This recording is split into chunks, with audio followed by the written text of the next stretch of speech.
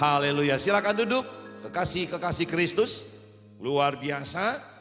Saya percaya perjalanan hidup kita, kalau bukan Tuhan, kita tidak ada seperti saat ini. Tuhan mengulurkan tangannya untuk pegang kita dan memberikan kemenangan setiap saat. Amin, saudara. Puji Tuhan. Saya bersuka cita boleh pulang ke Pontianak dan hari ini boleh ada di sini untuk menjadi berkat bagi saudara dengan pemberitaan kebenaran firman Tuhan. Tema kita yang diberikan untuk saat ini yaitu tentang taat. Apa saudara? Taat itu apa ya? Ada nggak yang tahu ini? Taat itu apa? Di dalam bahasa Yunani kata taat itu dia menggunakan satu kata yaitu pisteo. Pisteo itu ada dua pengertian. Di dalam ketaatan orang bisa disebut taat, itu berarti dia setia. Katakan setia. Coba tengok kiri kanan bilang setia. Kedipkan matanya satu bilang setia. Nah, asik kan? Jadi secara tidak langsung kita impartasikan. Kita impartasikan hal yang positif kepada sesama karena kita ini tubuh Kristus. Jadi gak usah malu-malu. Setuju? Iya. Tadi katakan apa waktu ke kiri ke kanan? Iya. Namun di dalam ketaatan kalau bicara setia, setia aja gak cukup. Pukau, gak cukup. Karena banyak orang bisa setia tapi munafik di luar. Ada di sini? Pakai baju apa dia? Gak ada kan? Gak ada. Kita semua anak-anak Tuhan yang manis-manis. Weh keren, aminnya. Di dalam taat itu ada setia. Namun setia aja gak cukup. Kata pisteo itu setia. Di dalam kesetiaan itu harus dibarengi. Harus dibuktikan. Harus diaplikasikan dengan kejujuran. Jadi kalau berbicara tentang taat, berarti ada dua kategori penting di dalam ketaatan. Yaitu setia dan jujur. Bilang setia dan jujur. Ambil jarimu dan katakan kiri kananmu tunjuk setia dan jujur. Entar hitung dulu 2, 3 mulai. Sekali lagi setia dan jujur. Tunjukin saya saudaraku. Setia dan jujur. Kita tepuk tangan buat Tuhan Yesus Kristus. Jadi kira-kira khotbah saya udah sampai di sini, selesai. Daripada panjang-panjang. Orang banyak bisa bicara taat, tapi esensi yang sebenarnya dari ketaatan itu apa yang kita lakukan dalam perjalanan hidup kita selama di dunia yang fana ini akan terbukti nanti di ujung sana. Saudara, ketaatan dan kesetiaan, kejujuran itu terbukti apabila ada ujian, ada penderitaan, ada masalah yang harus kita terima. Apakah kita masih setia dan jujur? Ujiannya demikian. Kalau bicara seni, ya kalau bicara bisnis, baik-baik saja. Setiap hari cuan lui. Kalau bicara sehat-sehat saja. Kalau bicara makmur saja. Kalau bicara anak-anak semua berhasil saja. Kalau berbicara dagang lancar-lancar saja. Lalu berbicara tentang taat gampang. Betul? Betul aja susah. Betul? Betul. Gampang itu bicara soal taat. Tapi coba ketika masalah bertubi-tubi, silih berganti. Ya, Pak Yahya pun akan jadi repot saudara-saudaraku. Tidur pun gak nyenyak. Mau tidur ada WA, mau tidur ada SMS, mau tidur ada telepon. Pak tolong doain Pak, sana Pak tolong doain. Pusing Pak. Kalau bicara soal ketaatan, ketaatan yang asli, yang sejati, itu disertai kesetiaan dan kejujuran. Sekalipun, nah dengar kalimat ini, sekalipun langit menjadi tembaga. Wow, sekalipun langit menjadi tembaga. Coba dengar saudara. Ngerti maksudnya. Tuhan, aku udah melayanimu. Tuhan, aku setia. Tuhan, aku bla bla bla bla. Tak apa, doaku sampai sekarang belum engkau jawab. Dalam hati Tuhan bilang, belagu lu. Baru bergumul, baru 2 bulan, udah bersungut-sungut. Udah ngotot. Tuh lihat tuh Lea 30 tahun. Tuh lihat tuh wanita pendarahan 12 tahun. Tuh lihat wanita Kana sampai ngemis-ngemis. Sampai Yesus sindir-sindirin. Gak ada Tuhan yang kasih makanan buat anjing. Tapi dia bilang, betul Tuhan. Betul, betul. Tidak ada. Tidak. Tetapi kami, nih kalau misalnya, kami ini anjing-anjing. Hanya menanti remah-remah di meja Tuanku apabila itu jatuh. Itu iman, saudaraku. Dan dia taat, dia tidak cari lain. Dia tidak cari maufu, dia tidak cari dukun. Dia tidak cari orang pintar, dia tidak cari alternatif. Dia taat. Di dalam ketaatan ada kesetiaan dan kejujuran. Katakan amin. Tepuk tangan buat Tuhan Yesus Kristus. Dan biarlah jemaat Betani Yestoya. Sebenarnya nama Yestoya ini nama lugu, nama keren, dan juga nama menggemaskan. Yesus tolong saya. Kira-kira gitu Pak ya? Iya kan? Ya hidup perjalanan hidup di dunia ini kalau bukan Yesus tolong saya, siapa lagi yang mau tolong saya? Jadi it's okay lah, saudara sudah tepat ada di sini. Sini itu mana? Yestoya. Sini itu mana? Artinya baik. Saya lompat ke level yang berikut. Kita melihat fenomena belakangan ini, akhir zaman ini, kita melihat ada gereja-gereja yang begitu luar biasa bertumbuh, ya. Tapi ada tanda kutip, ada 2 hal. Nah, pembacaan kita melalui tema taat yang dibagikan oleh pastoral Betani Yestoya diambil dari Filipi pasal 2 ayat 8. Filipi pasal 2 ayat 8 dikatakan, dan dalam keadaan sebagai manusia ia telah merendahkan dirinya. Tapi coba balik dulu ayat 7. Coba balik dulu ayat 7. Jadi saya mau 1 ayat sebelum dan 1 ayat sesudah. Jadi 7, 8, 9. Oke? Boleh kita baca sama-sama? Ini saya mau lebih detail tentang arti dari ketaatan. Sekalipun langit menjadi tembaga. 2, 3 kita baca. Melainkan telah mengosongkan. Ulang, suara semuanya baca. Jadi ingat, iman timbul dari pendengaran dan pendengaran akan firman Tuhan. Jadi kalau kita baca bareng supaya telinga kita juga dengar apa yang kita bacain. 2, 3 baca. Melainkan telah mengosongkan dirinya sendiri dan mengambil rupa seorang hamba dan menjadi sama dengan manusia. Paham apa yang saya katakan? Nah, iya seperti itu sudah. Ayat 7 ini saya tadi katakan, saya mau beritahukan kepada kalian bahwa ayat 7 ini Yesus adalah bodohnya luar biasa. Penteyauming. Bodohnya lebih daripada apapun. Bodohnya amit-amit saudara-saudara. Kira-kira kenapa saudara?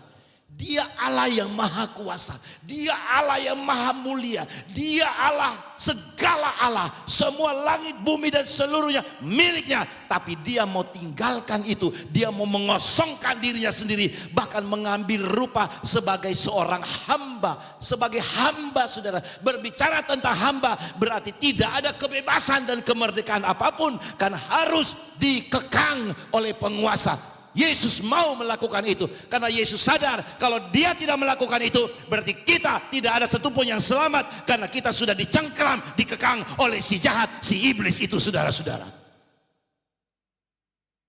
Kok nggak ada yang amin? Kasihan deh, aku udah khotbah teriak-teriak nggak ada yang aminin. Nggak usah deh Pak ya. Mengambil rupa seorang hamba dan menjadi sama dengan manusia. Saudara, saya renungkan ini, saya pikir secara akal saya yang terbatas ini betapa stupidnya Yesus itu saudara. Tuhan ampuni aku Tuhan, aku cuma kasih contoh. Benar saudara, mengapa saya katakan begini? Tadi sudah saya katakan, kemuliaan demi kemuliaan demi kemuliaan dia miliki itu. Tapi dia tinggalkan, dia kosongkan semua itu. Mengambil rupa seorang hamba bahkan menjadi sama dengan manusia. Apa untungnya? Untuk dia jadi sama dengan manusia. Kalau orang Jawa Barat bilang manusia itu manuk sama sia. Manuk itu burung ya Pak ya. Sia itu kucing. Nggak akur saudara-saudara. Nggak akur. Sia-sia jadinya. Tapi Yesus mau menjadi sama dengan manusia. Tujuannya apa saudara? Dia memberi teladan ketaatan, yaitu setia dan jujur. Karena dia adalah firman. Amin saudara. Baru lompat ayat 8. Dan dalam 2-3 baca. Dan dalam keadaan sebagai manusia, ia telah merendahkan dirinya dan taat sampai mati. Bahkan sampai mati di kayu salib. Ini bukti. Di dalam ketaatan ada kesetiaan dan kejujuran. Kita lihat ada motivasi.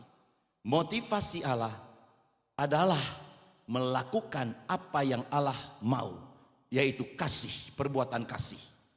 Sampai mati dengan terhina. Orang yang mati di kayu salib bukan seperti zaman sekarang. Tadi pagi saya katakan demikian. Bukan seperti zaman sekarang. Salib itu sebagai perhiasan, bahkan sampai perhiasan yang bisa sangat mahal karena ditempelin berlian dan sebagainya. Tetapi salib yang Yesus naik, salib yang diberikan kepada Yesus itu adalah simbol dari penghinaan, simbol dari kerusakan, kejahatan yang parah. Hanya penjahat kaliber, penjahat yang sudah kronis yang dipaku di kayu salib. Dan Yesus disamakan di situ sampai rupanya begitu buruk, kata Nabi Yesaya dalam nubuatan. Yesus mau lakukan itu. Demi siapa? Demi Samson. Dan demi kita semua. Lanjut ayat 9. Endingnya. 3 mulai. Itulah sebabnya Allah sangat meninggikan dia dan mengaruniakan kepadanya nama di atas segala nama. Lanjut. Habis ya? Tinggal saudara tambah sendiri. Nama yang memberi kesembuhan, nama yang memulihkan, nama yang menyelamatkan. Siapa namanya? Yesus. Ini berbicara tentang ketaatan. Nah, bumbunya kita lihat di dalam Wahyu. Saya mau menjabarkan ini. Berbicara tentang ketaatan, kita sudah tahu eksistensi ketaatan. Maksud dari ketaatan yaitu setia dan jujur. Yesus memberi teladan itu, bahkan sampai mati di kayu salib. Dia put Chuan Hui, dia gak mundur. Amin saudara. Demi siapa? Demi siapa? Salah. Demi siapa? Saya. Amin. Coba bilang saya. Tangan di dada, saya. Sadar itu. Sekarang kita lihat perbandingan. Jauh saya ambil karena ini sudah fenomena. Dalam kitab Wahyu pasal 17 ayat 3 dan 4. Saya baca bagi saudara. Dalam roh aku dibawa ke padang gurun. Dan aku melihat seorang perempuan duduk di atas seekor binatang yang merah ungu. Yang penuh tertulis dengan nama-nama hujat. Binatang itu mempunyai 7 kepala dan 10 tanduk. Dan perempuan itu memakai kain ungu dan kain kirmisi yang dihiasi dengan emas. Memakai kain ungu, memakai kain kirmisi yang dihiasi dengan emas. Permata dan mutiara. Dan di tangannya ada 1 cawan emas. Penuh. Di tangannya ada 1 cawan emas penuh dengan kekejian dan kenajisan percabulannya. Apa hubungannya dengan ketaatan? Tadi kita lagi ngobrol-ngobrol saudara. Kita lihat di Inggris sekarang terjadi kekacauan, heluan, kekacauan yang luar biasa. Karena apa? Kompromi. Karena apa saudara? Kompromi. Kalau manusianya Tuhan, kita ini manusianya Tuhan, anak-anak Tuhan, kalau terlalu banyak kompromi dengan dunia, pasti akan terjadi kekacauan. Oleh sebab itu kita kembali lagi pada kata taat. Kacau yang luar biasa sampai terjadi pembunuhan dan kerusakan yang luar biasa. Negara yang mayoritas Kristen sekarang berubah dengan luar biasa. Gereja-gereja dijual. Maka terjadilah kerusuhan dan kekacauan. Artinya apa? Mereka menjual iman mereka. Tidak taat. Apa hubungannya dengan bacaan ini? Untuk kita mengerti, kita lihat ada bacaan berikut di dalam Wahyu 19 ayat 8 dan 9. Dan kepadanya dikaruniakan supaya memakai, ini yang lain lagi nih. Jadi di sini menggambarkan ada dua perempuan. Perempuan itu berbicara tentang gereja. Mempelai. Perempuan itu berbicara tentang gereja. Yang bacaan pertama tadi itu perempuan bagian gereja bagian satu. Ini sekarang perempuan gereja bagian kedua. Dan kepadanya dikaruniakan supaya memakai kain lenan halus yang berkilau-kilauan dan yang putih bersih. Arti dari lenan halus itu artinya suatu perbuatan-perbuatan yang benar dari orang-orang kudus. Itu lenan halus. Lalu ia berkata kepadaku, tuliskanlah, berbahagialah mereka yang diundang ke perjamuan kawin anak domba. Katanya lagi kepadaku, perkataan ini benar, perkataan dari Allah. Jadi ada dua gereja. Saya tidak sebut di sini gereja sebagai organisasi atau gereja sebagai bangunan. No. Berbicara tentang gereja berarti kelompok-kelompok manusia. Nah, bagian yang pertama tadi dikatakan bahwa perempuan atau gereja yang memakai tangannya dengan pegang cawan emas yang penuh dengan apa? Kenajisan dan kejijikan, kekejian.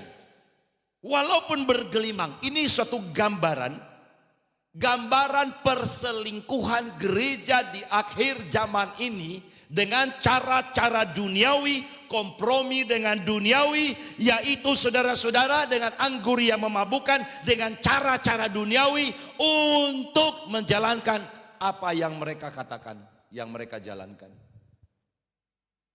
Dan ini ngeri sekali. Saya tidak mau terlalu kritis sampai ke dalam-dalamnya itu, tapi banyak terjadi sekarang di mana-mana.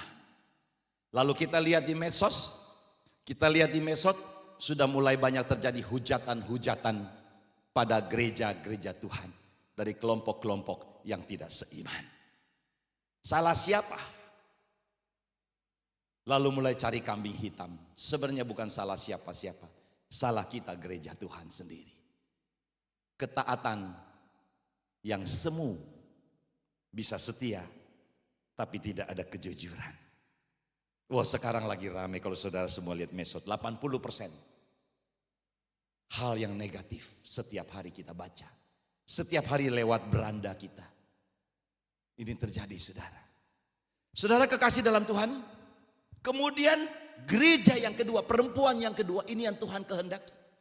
Sampai dikatakan, tuliskanlah, berbahagialah kamu.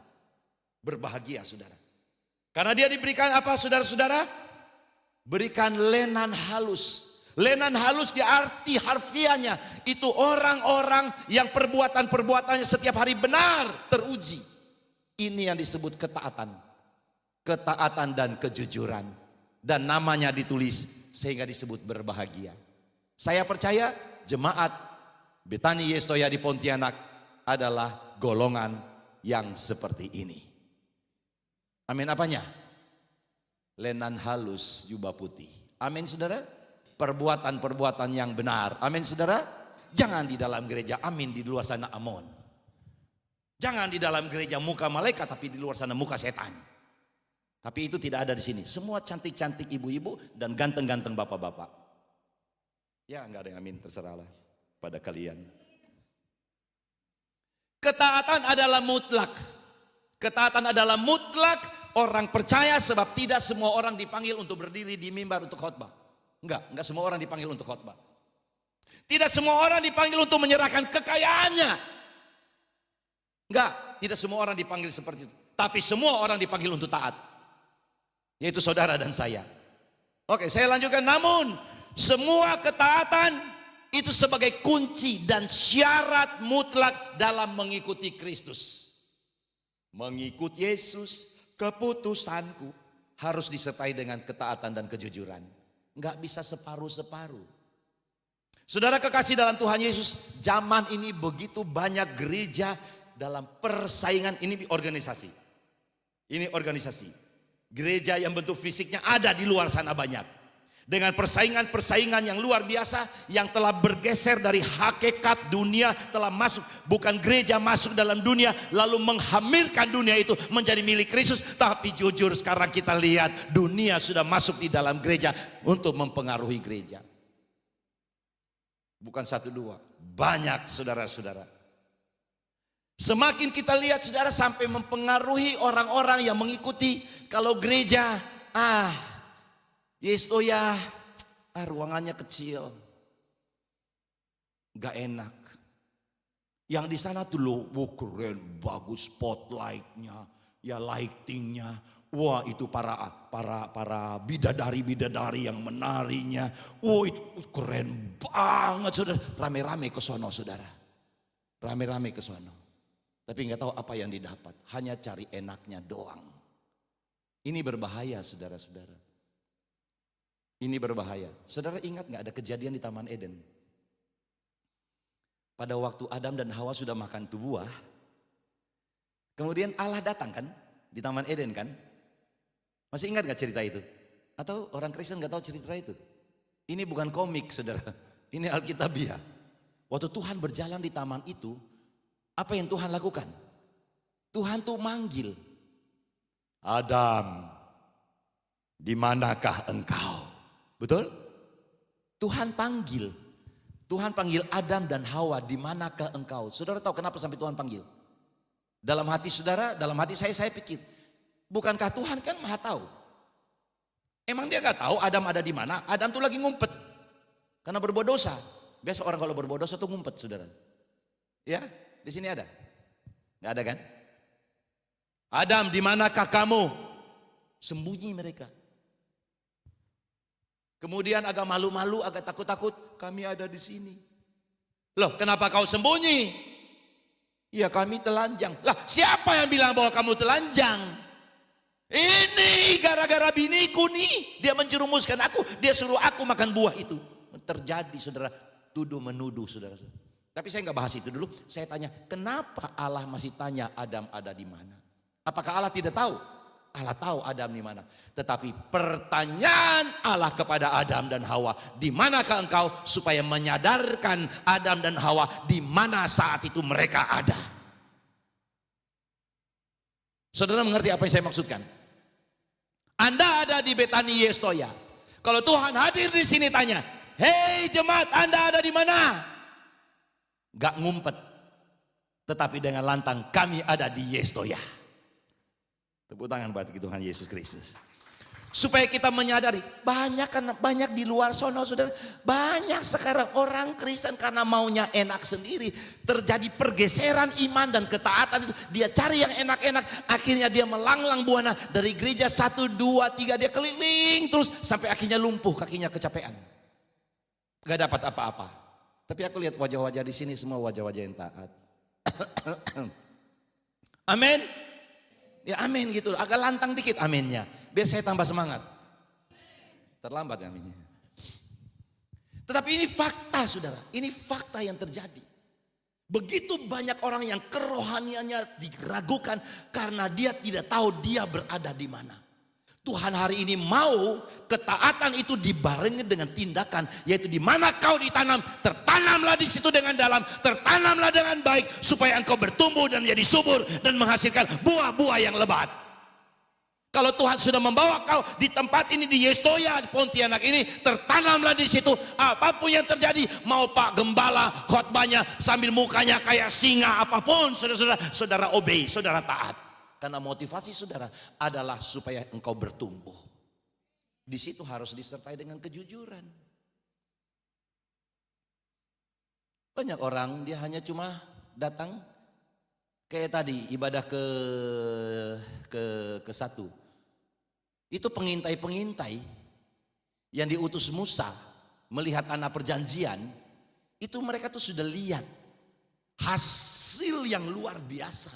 Satu tandan anggur aja 2 orang yang menggandarnya, 2 orang yang menggotongnya, mengangkatnya. Itu betapa hebatnya. Anggur-anggur subur, tanaman limpah susu dan madu.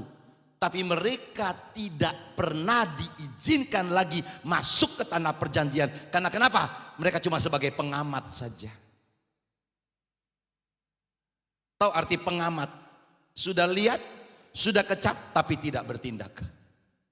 Cuma mengamat aja. Selain itu mereka hobinya bersungut. Selain itu mereka tidak percaya. Padahal mata mereka udah lihat. Ini tanah perjanjian. Tapi bersungut. Pusiang cinta. Gak percaya. Gak percaya. Berapa banyak saudara yang percaya bahwa firman Tuhan tidak kembali dengan sia-sia?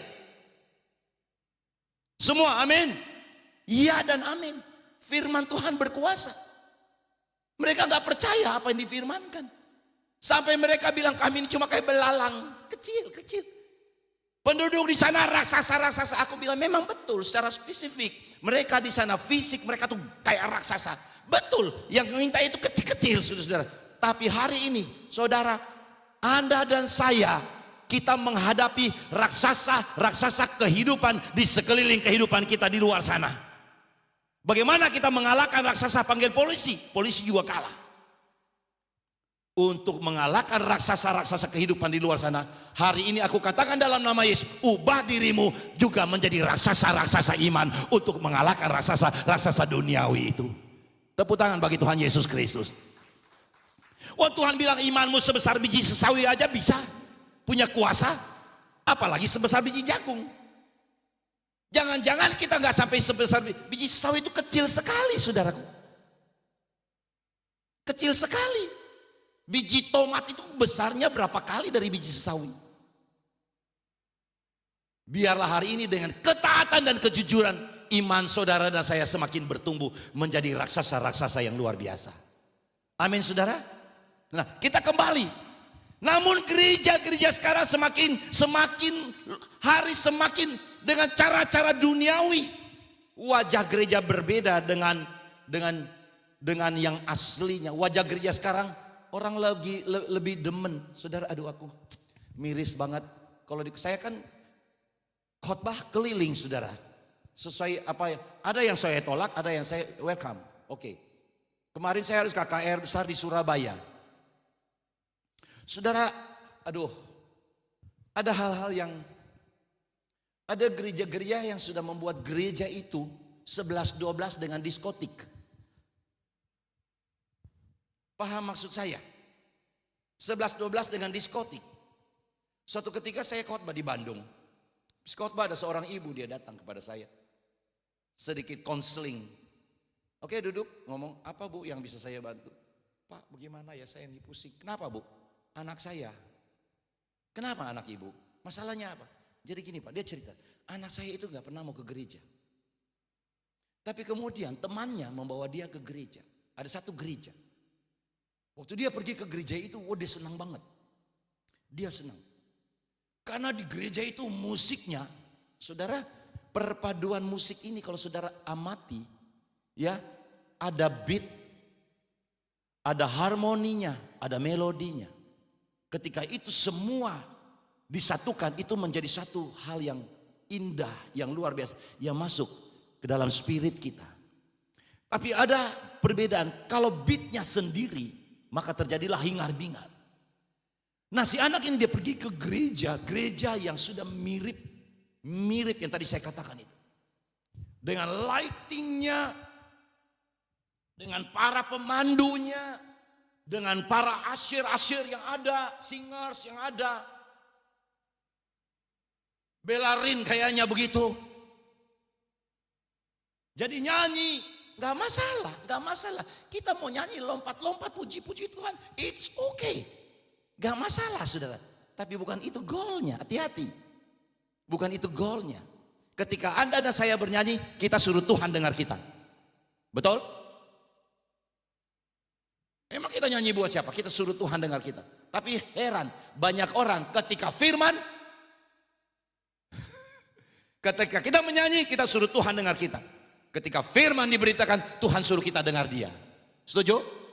Nah, banyak orang ketika nyanyi bisa lompat-lompat sampai keringatan, saudara-saudara. Tapi begitu firman Tuhan, dia pergi keluar, saudara-saudara. Puji Tuhan, di sini nggak ada. Nah, ini ketidakseimbangan. Lalu si ibu ini cerita. Tapi sekarang masalah baru muncul, Pak. Anak saya itu setiap hari di rumah tuh menunggu hari Minggu. Karena dia mau pergi ke gereja. Sebab dia bilang, enak mah di gerejanya luar biasa. Enak, kita menari-nari, kita nyanyi, kita lompat-lompat. Wah, happy banget. Apa yang terjadi? Wasted. Bahaya. Bahayanya di mana? Ternyata karena itu cuma adanya hari Minggu, anak ini dia gelisah. Sehingga dia mencari dengan teman-temannya suasana yang seperti gereja.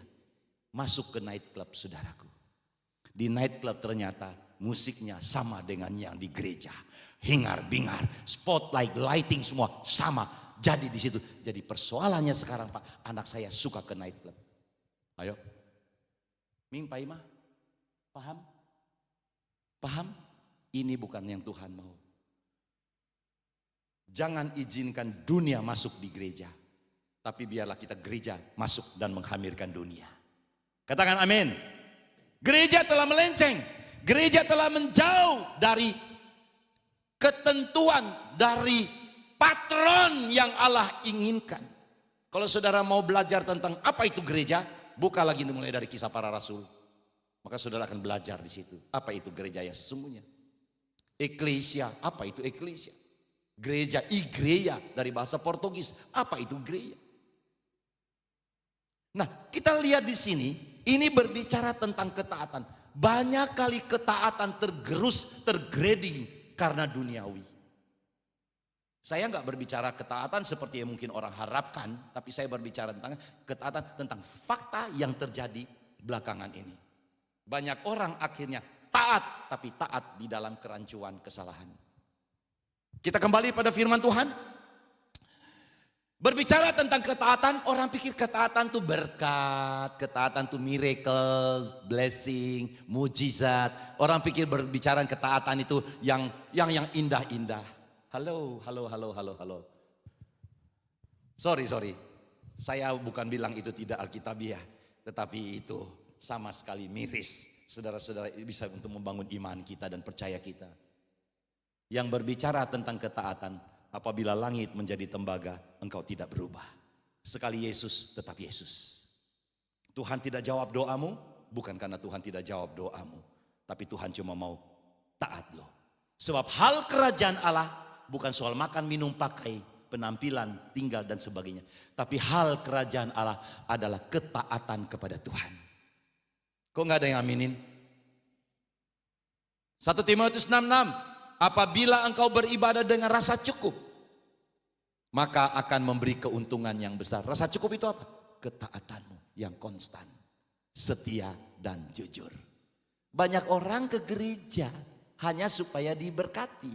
Enggak salah, tetapi itu bukan goal, bukan tujuan kita. Orang ke gereja karena firman Tuhan mengatakan demikian, dia mau menyenangkan hati Bapa Surgawi. Amin. Makanya jemaat Yesoya yang hari ini sudah dengar firman Tuhan ini, saya percaya, yakin dia akan taat sampai Yesus datang. Nah, goal dari ketaatan, apakah baik-baik saja? No, tidak. Saya punya waktu sudah habis, tapi saya mau panjang dikit. Gak apa-apa kan pastor? Kita kasih space dikit, sampai jam 9 malam baru kita pulang. Boleh? Bolehnya udah meragukan. Berbicara tentang ketaatan yang Tuhan kehendaki di dalam kehidupan kita. Saudara, maaf, ini berbicara tentang level up. Tentang kapasitas, kualitas iman kita yang dewasa. Di dalam penderitaan, di dalam kesengsaraan, Tuhan mau kita tetap taat. Apa yang dapat memisahkanku? Betul? Dari kasih-Mu Tuhan, ketelanjangan, kemiskinankah, sakit, penyakit, pencobaankah, tak satu pun, amin. Apa yang dapat memisahkan kita? Tidak ada. Ini hanya berlaku pada orang yang taat. Setiap orang yang siap menderita, kalau saya memberi pertanyaan, bagaimana bisa taat? Jawabannya, siap menderita. Ayo.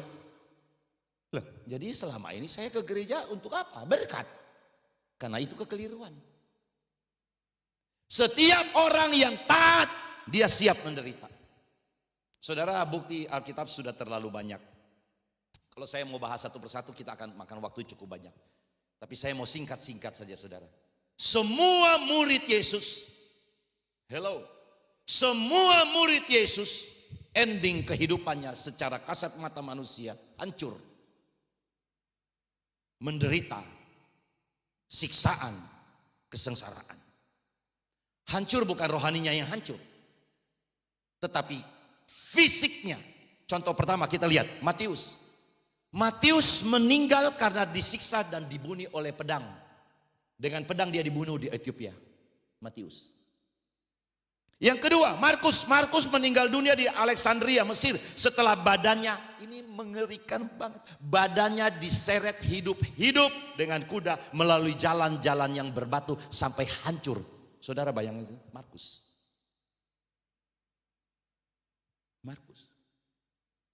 Kita baru gerimis sedikit aja, gereja kosong. Padahal gerejanya enak begini, saudara-saudara. Bapak Gembala baru ada sedikit teguran. Saya teguran bukan karena dia juga mau tegur, karena roh Tuhan pasti ingin dia untuk tegur. Karena firman Tuhan memang bermanfaat untuk memperbaiki kelakuan, kesalahan, menegur kita supaya kita berbalik pada jalan yang benar. Katakan amin. Bapak Gembala baru tegur sedikit, pengkhotbah baru keras sedikit. Enak di khotbah, marah-marah melulu.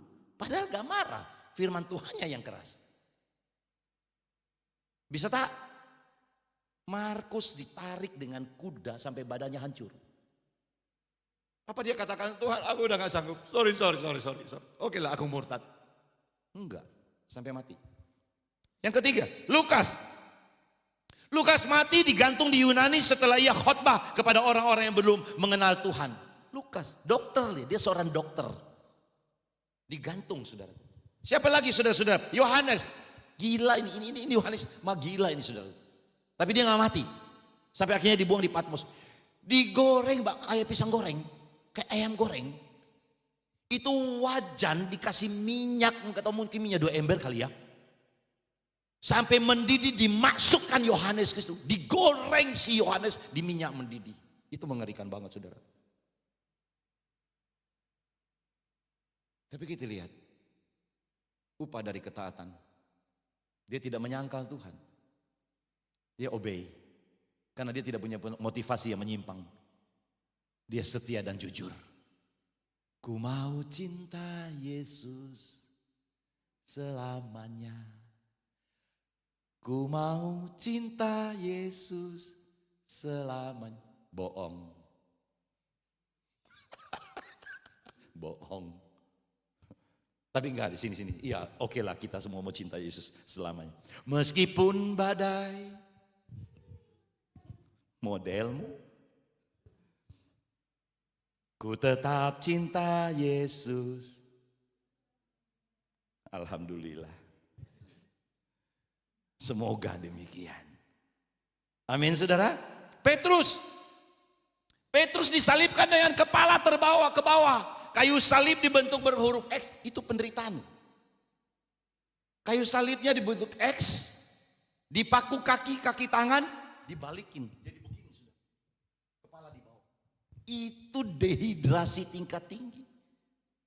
Oksigennya harus naik ke otak, ini malah kepalanya di bawah, saudara. Itu ngeri banget, sampai mati. Ini saya berbicara, jangan kita tergiur sehingga iman kita tergerus dengan nikmatnya dunia yang sementara ini. Lalu gereja-gereja juga sudah bersaing dengan segala macam perkara. Ada gereja yang sampai ngutang asal bisa punya LCD proyektor di depan. Ngutang, saudara-saudara. Yakobus, saudara tiri Tuhan Yesus yang memimpin gereja di Yerusalem, dilempar ke bawah dari puncak bangunan Bait Allah. Dibawa naik sini. Lantai berapa sini?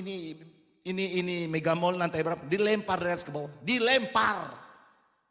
Yakobus. Hanya karena mempertahankan ketaatan. Sedangkan Yakobus, anak Zebedeus, sebagai nelayan murid pertama, kepalanya dipenggal. Filipus karena ketaatan mau memberitakan Injil di India, di Chennai. Saya sudah pergi di tempat di mana dia mati. Dia berdoa berlutut, mujizat terjadi, banjir besar. Dengan kekuatan supranatural, saya merinding ini saudara. Saya baca sejarahnya saudara di sana. Dia mengangkat dengan nama Yesus itu balok kayu pohon yang sangat besar. Dia angkat, dia dorong, menutup banjir. Orang-orang semua selamat, tapi akhirnya dia ditombak ketika dia lagi berdoa. Ditombak dari belakang. Saya pergi di tempat di mana dia ditombak, saudara. Karena saya ambil S3 saya di India. Dan saya hidup dengan orang-orang yang nggak sampai middle, yang low. Saudara tahu kereta api yang kalau kita lihat nonton di TV yang naik di gerbong, saya sengaja naik itu dari Bangalore sampai dari Chennai sampai ke Bangalore 7 jam. Saya sengaja naik kereta ekonomi seperti itu. Aduh, mengerikan saudara. Aku punya tiket, aku punya tempat duduk. Nanti stasiun masuk, orang naik, dia duduk sepingin, geser, aku udah. Sampai akhirnya orang naik duduk, aku jadi berdiri saudaraku. Mau tegur nggak bisa. Ayam naik, segala makhluk hidup naik saudara-saudaraku. Saya belajar kultur dan budaya karena saya misiologi. Di mana Thomas dibunuh di sana dan masih banyak murid-murid yang lain. Hanya karena ketaatan. Hari ini adakah kita punya masalah, pergumulan dan pencobaan? Dengar baik, Tuhan cuma bilang begini. Pencobaan-pencobaan yang kamu alami, itu pencobaan-pencobaan biasa. Yang tidak akan melebihi kekuatanmu. Apabila kamu dicobai, aku akan datang memberi jalan keluar padamu. Apabila kau taat. Kiranya Tuhan memberkati kita. Pertahankan ketaatan kita mengikut Yesus keputusanku. Wopu cuan hui. Aku enggak ingkar, aku enggak akan mundur. Sekali Yesus, tetap Yesus. Apapun masalah pergumulan saudara, pertahankan ketaatan. Yaitu apa? 2 kategori apa? Setia dan jujur. Amin saudara. Mari kita tunduk kepala. Kita datang di hadapan Tuhan. Berapa banyak saudara yang punya pergumulan, masalah yang berat mungkin, sehingga seolah-olah membuat engkau sulit untuk mengangkat kepalamu. Hari ini Tuhan Yesus berkata, semua yang letih, lesu dan berbeban berat, aku telah melihat ketaatanmu, kesetiaan dan kejujuran. Percayalah, tanganku yang berlubang paku ini kuulurkan kepadamu. Dan aku sanggup menolong engkau sebab aku Tuhan Allahmu memegang engkau dengan tangan kananku yang memberikan kemenangan. Tangan kananmu yang aku pegang berarti Yesus tidak berjabat tangan dengan kita. Tetapi hari ini orang yang taat dan setia, Yesus mau berkata, aku mau merangkul kamu. Aku mau memeluk kamu, aku mau menghangatkan kamu, dan aku mau memisahkan kamu dari hal-hal duniawi. Sebab engkau adalah pilihanku, engkau milikku, aku sanggup menjaga engkau seperti biji mataku sendiri. Haleluya. Tuhan ada bagi setiap pribadi.